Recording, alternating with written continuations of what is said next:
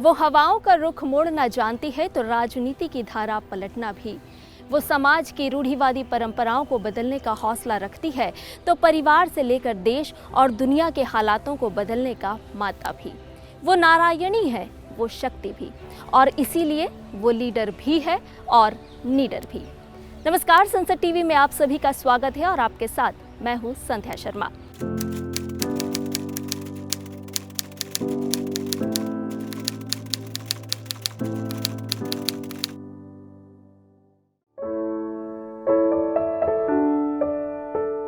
कोई भी समाज हमारी माताओं बहनों को अन्याय करके आगे नहीं बढ़ सकता है।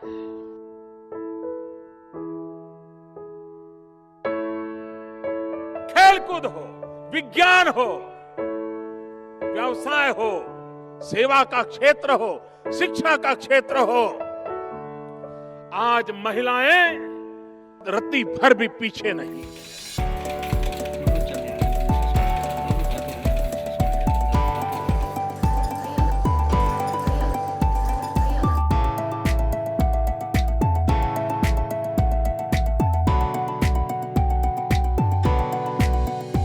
कभी जो घर की चार दीवारी में थी, आज घर की दहलीज के बाहर निकल अपने सपनों को उड़ान दे रही है।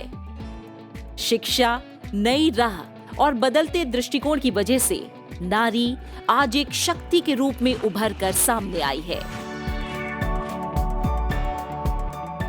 बदलते दौर में महिला का पुरुषों के साथ कंधे से कंधा मिलाकर प्रगति की ओर अग्रसर होना समाज को गर्व की अनुभूति करवा रहा है।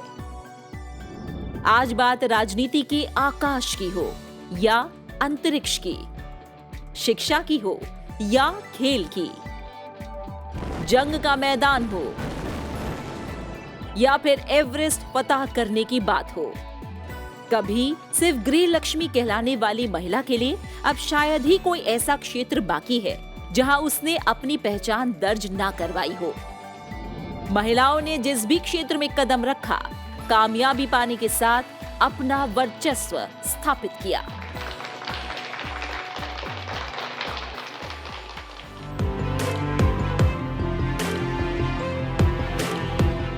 माना जाता है कि देश की प्रगति का आधार महिलाओं का सशक्तिकरण है।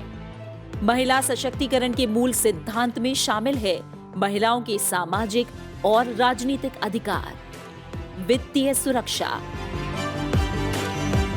और न्यायिक शक्ति।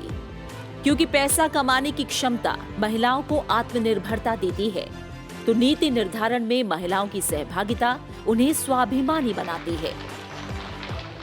जिंदगी को अपने दम पर जीने का मार्ग भी प्रशस्त करती है।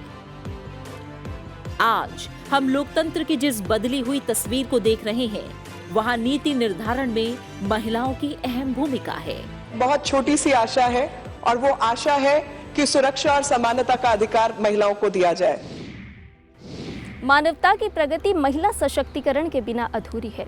21वीं सदी की महिलाएं दया, प्रेम, करुणा की देवी होने के साथ साथ महत्वाकांक्षी, स्वावलंबी, दूरदर्शी और एक सफल योद्धा भी है।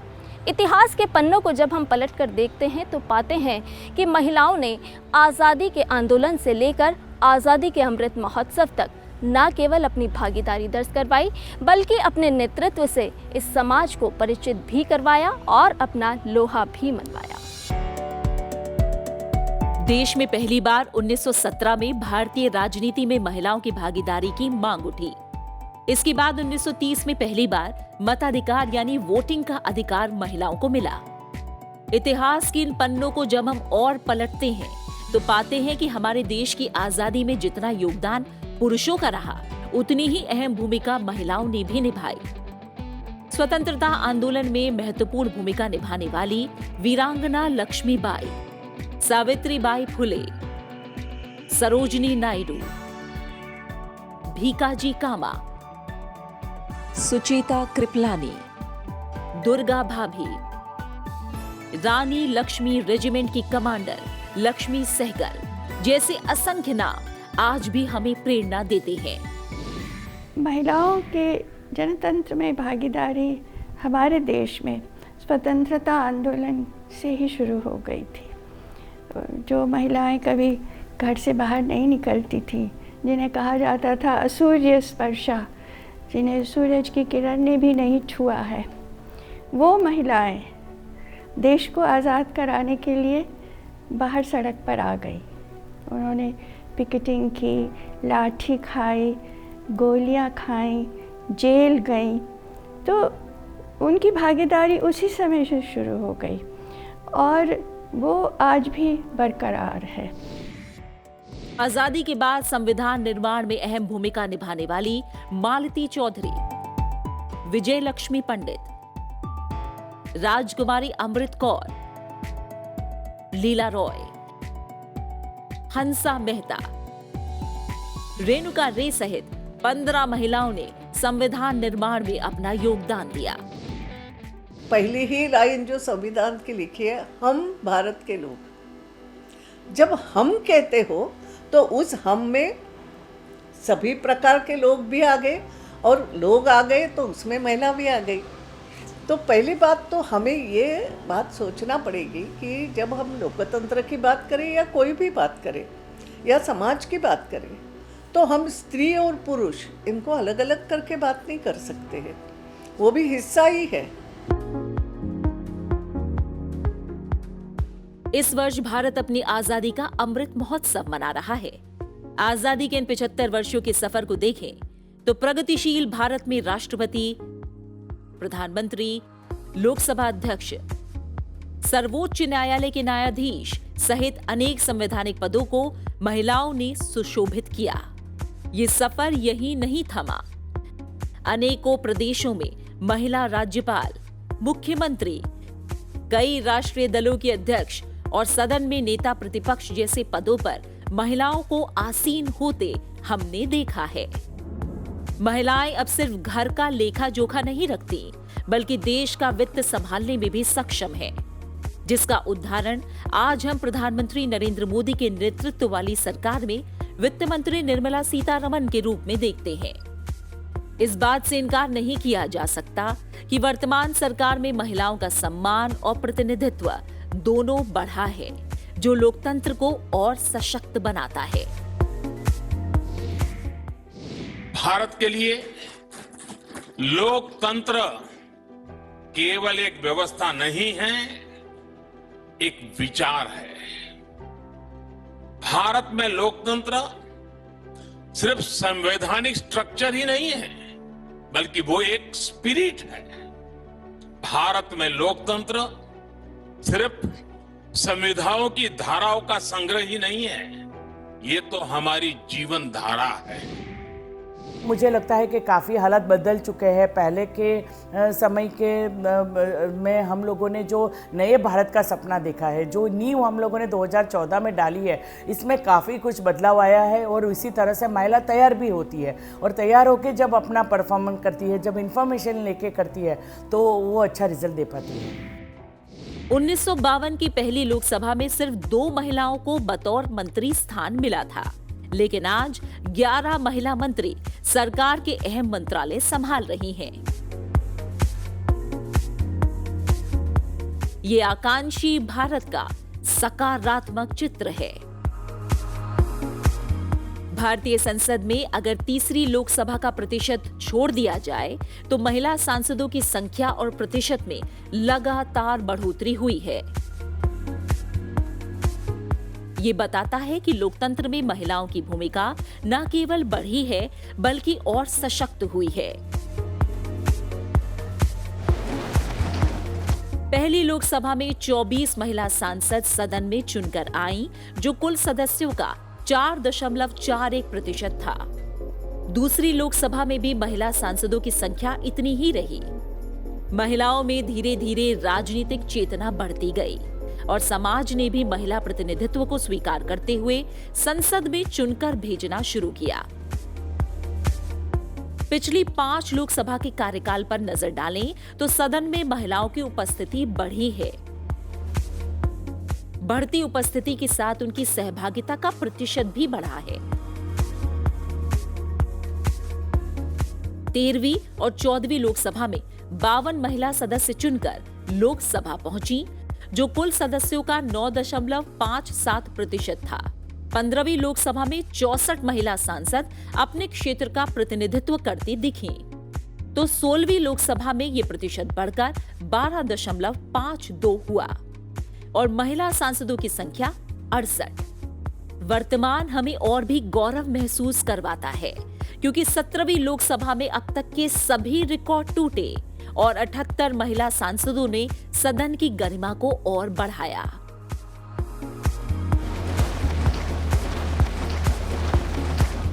हालांकि पिछले दिनों हुए उपचुनाव के बाद इस संख्या में और इजाफा देखने को मिला और अब कुल महिला सांसदों की संख्या 81 हो गई। प्रतिशत में देखें तो मौजूदा स्थिति में लोकसभा में 14.91% महिलाएं प्रतिनिधित्व कर रही हैं। राज्यसभा की तस्वीर लोकसभा से कुछ अलग रही और महिला प्रतिनिधियों की संख्या में कभी इजाफा हुआ तो कभी संख्या में कमी आई। बावजूद इसके ये कहना गलत नहीं होगा कि संसद के उच्च सदन में महिलाओं का प्रतिनिधित्व वर्ष 1952 के मुकाबले बढ़ा है। 1952 में राज्यसभा में केवल 15 महिला सदस्य चुनकर आईं। इसके बाद 1980 में 29 महिला सांसदों की राज्यसभा में भागीदारी रही। ये प्रतिशत 11.9 था।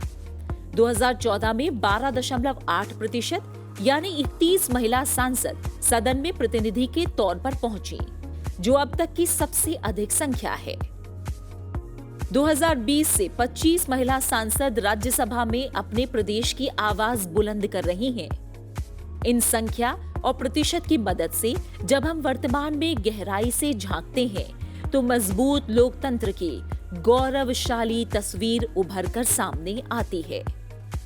लोकतंत्र के मंदिर में अलग अलग राज्यों से चुनकर आई महिलाओं ने तो प्रतिनिधित्व किया ही, विभिन्न क्षेत्रों में अपनी प्रतिभा का लोहा मनवाने वाले चेहरे भी इस सदन का हिस्सा बने।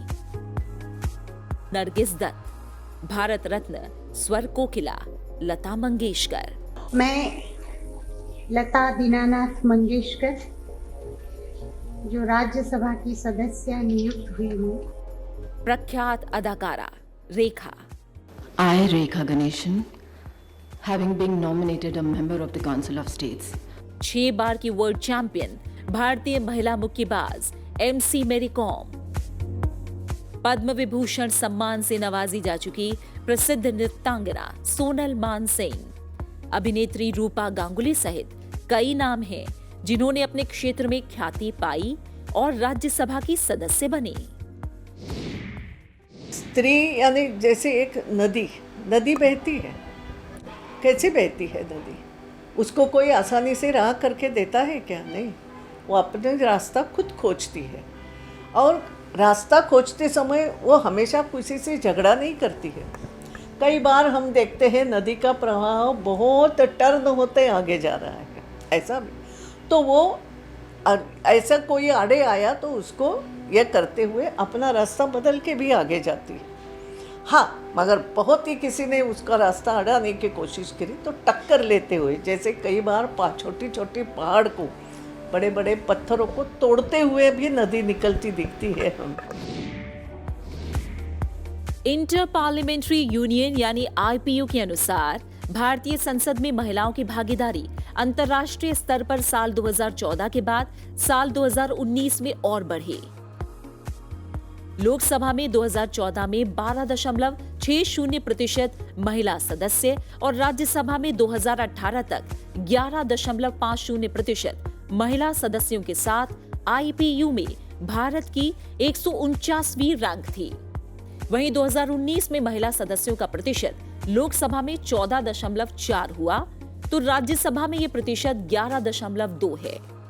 इस लिहाज से संसद में महिलाओं की भागीदारी बढ़ने के साथ ही अंतर्राष्ट्रीय स्तर पर भी भारत की रैंकिंग अब 148 है। नए कीर्तिमानों को रचते हुए राजनीति में महिलाएं कई उच्च पदों पर आसीन हुई। इन महिलाओं के अनुभव भी अलग अलग हैं।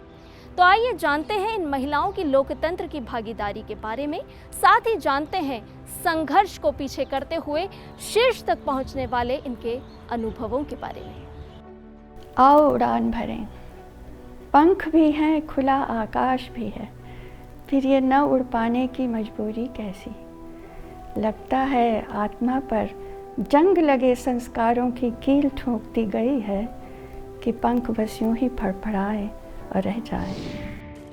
Shri Poonam Prabhakar. Honourable madam speaker. प्रशासनिक सेवा से होते हुए राजनीति के शिखर तक पहुंचने वाली पहली महिला लोकसभा अध्यक्ष मीरा कुमार अपने सौम्य स्वभाव के लिए जानी जाती हैं। वो बताती हैं कि कई देश कठिनाई के समय में भारत को उम्मीद भरी नजरों से न सिर्फ देखते हैं बल्कि निर्णयों का कई बार अनुसरण भी करते हैं। जब मुझे ये पद संभालना पड़ा तो मैंने अपने आप को बहुत ही विनम्र स्थिति में पाया कि वेरी हम्बल्ड, और मुझे लगा कि दुनिया का ये सबसे बड़ा लोकतंत्र है और इसकी मिसाल दी जाती है। कई दफ़ा हम कई देशों में गए स्पीकर के तौर पर, तो वहाँ के स्पीकर हमसे कहते थे कि जब बहुत कठिन परिस्थिति आती है तो क्या निर्णय लिया था भारत की स्पीकर ने, हम उसके अनुसार निर्णय लेते, तो इसका अनुकरण होता है। लोकतंत्र में पंचायत स्तर एक तरह की नर्सरी है जहां महिलाएं आगे के लिए तैयार होती हैं। संविधान के 73वें और 74वें संशोधन के माध्यम से महिलाओं को आरक्षण मिलने से उनकी भूमिका और सशक्त हुई है। कुशल शासक इंदौर से लगातार 8 बार निर्वाचित होकर संसद पहुंचने वाली सुमित्रा महाजन एकमात्र महिला सांसद हैं। राजनीति में आने का उनका कोई लक्ष्य नहीं था, लेकिन सामाजिक कार्यों का ध्येय था, इसलिए उन्हें राजनीति में स्थान मिला।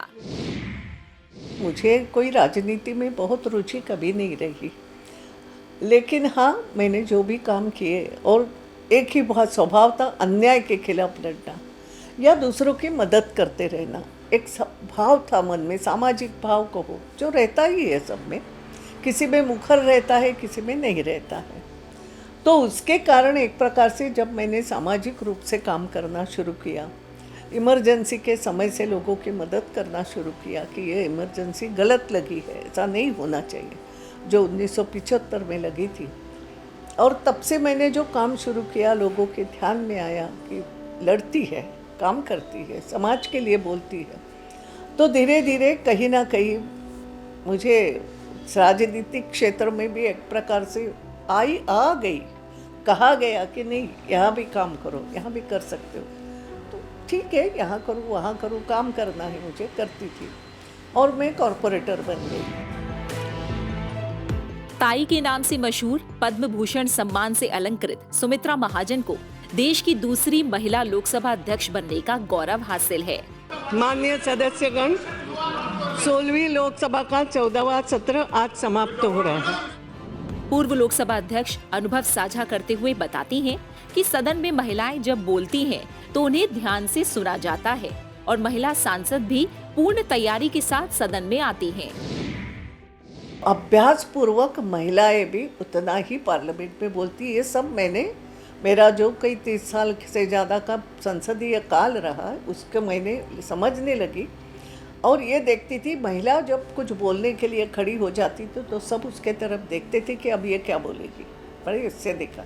आज भी ऐसा है, आप कभी भी देखो काम पे जब निकलेंगे तो ऑफिस में एक पुरुष क्या करता है, उसका व्यवहार क्या रहता है, इससे भी ज़्यादा अगर उस ऑफिस में कोई महिला है तो उसकी तरफ ज़्यादा ये कैसे काम करती है, उसका बोलने का ढंग है, ये अपने आप है। ये परिस्थिति धीरे धीरे बदल रही है, मगर है। अतीत में खींची गई लकीर वर्तमान की तस्वीर बनाती है। लोकतंत्र में महिलाओं की बदली हुई भूमिका का ताना बाना भी अतीत में बुना गया, जिसका स्वर्णिम भविष्य आज हमारे सामने है। राजनीति में इतिहास रचने वाली महिलाएं वर्तमान नेतृत्व की प्रेरणा है। हालांकि चुनौतियां कभी पीछा नहीं छोड़ती और इन्हीं चुनौतियों का सामना करते हुए वर्तमान नेतृत्व आगे बढ़ रहा है। केंद्रीय राज्य मंत्री दर्शना विक्रम जरदोश राजनीति में लंबे समय से सक्रिय हैं। वो मानती हैं कि जमीनी स्तर से काम करते हुए जब कोई जिम्मेदारी मिलती है तो अनुभवों के आधार पर काम करना आसान होता है। अभी जो मेरी जिम्मेदारी, इसमें भी मुझे ये ज़्यादा अच्छा लगता है कि हम ग्रास रूट से जिसके लिए बनाई गई योजना उन तक पहुंचाए और उनका फीडबैक भी लेके ठीक से उनको अगर समझाते हैं तो महिला काफ़ी कुछ कर सकती है। जिस तरह से एक सेल्फ हेल्प ग्रुप की बात होती है, जो अपने आप फाइनेंशियली पावरफुल हो जाती है तो डिसीजन लेने में भी आसान हो जाता है। पिता गोपीनाथ मुंडे के निधन के बाद उन्हीं के संसदीय क्षेत्र का नेतृत्व बतौर सांसद प्रीतम मुंडे कर रही हैं। वो कहती हैं कि उनका संसदीय क्षेत्र महिलाओं की लीडरशिप को स्वीकारता आया है। यही बदले भारत की तस्वीर है। हमारा जिला मुझे लगता है बहुत ही आगे की सोच रखने वाला जिला है, क्योंकि मुझसे पहले भी स्वर्गीय केशर को क्षीरसागर जो थी वो 3 बार लगातार वहाँ से एमपी के तौर पे चुन के आई हैं। तो मेरे ज़िले में शायद लोग औरतों की लीडरशिप को मानते हैं, उसको किसी अलग नज़रिए से नहीं देखते। फिल्म इंडस्ट्री से राजनीति में आई महाराष्ट्र के अमरावती के निर्दलीय सांसद नवनीत रवि राणा का मानना है कि दोनों क्षेत्रों में संघर्ष अलग अलग तरह के होते हैं। इंडस्ट्री में खुद के लिए काम किया जाता है और राजनीति में औरों के लिए। इंडस्ट्री जो काम करते हैं वो अलग तरीके से अपने आप को प्रेजेंट करते हैं। स्क्रीन पे दिखाई हुए हर चीज बहुत इमेजिनेशन करके बनाई जाती है। ड्रीम वर्ल्ड में जीते हैं और ड्रीम वर्ल्ड में रहना सिखाते हैं थ्रू पॉलिटिक्स में। एज ए प्रैक्टिकली जो हम काम कर रहे हैं, पिछले 12 वर्षों से मैं इस क्षेत्र में काम कर रही हूँ, 11 वर्ष हो गए हैं मुझे।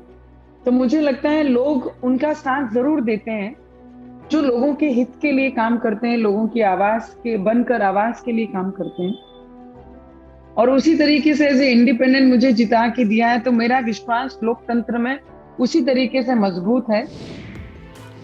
महिलाओं के लिए हर क्षेत्र में चुनौतियां होती हैं, लेकिन आज हर क्षेत्र में महिलाओं का योगदान है। राज्यसभा की सांसद वंदना चौहान अपना अनुभव साझा करते हुए कहती हैं कि बेटियां किसी से कम नहीं होती। Actually, there are a lot of struggles always that women face in whatever field they are. But honestly, as a woman, I don't want to say that these are struggles only because I'm a woman. I think I take all these struggles personally as challenges, and if these challenges never came to me, I don't think I would have ever been able to prove my mettle. And I love challenges. राजनीतिक निर्णय लेने की प्रक्रिया में महिलाओं का नेतृत्व उनमें सुधार करता है। आज कोई भी देश महिलाओं की भागीदारी के बिना समृद्ध नहीं हो सकता। आधी आबादी का प्रतिनिधित्व विविधता, क्षमता, सांस्कृतिक, सामाजिक, आर्थिक और राजनीतिक स्थितियों में प्रतिबिंबित होता है।